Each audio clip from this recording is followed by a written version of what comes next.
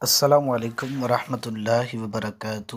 یہ ہمارا جو جدول رہا ہے، ڈیرہ غازی خان کا ایک علاقہ ہے کوٹ چٹا، اس کے قریب اسی تحصیل بھی پڑتی ہے، اس کو تحصیل کوٹ چٹا بھی کہا جاتا ہے۔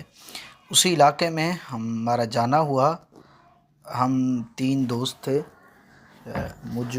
مجاہد جو ہمارے کزن بھی ہیں، یہ موٹر سائیکل چلا رہے تھے۔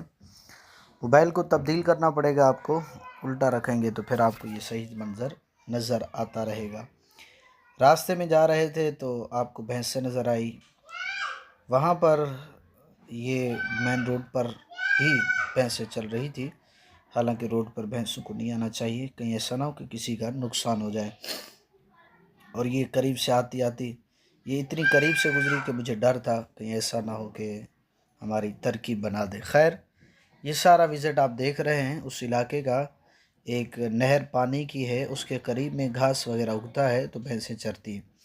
لیکن ان بھینسوں کی ایک خاصیت یہ ہوتی ہے جو کھلا چرتی ہے، ان کا دودھ بڑا گاڑھا ہوتا ہے اور یہ اچھا دودھ دیتی ہے۔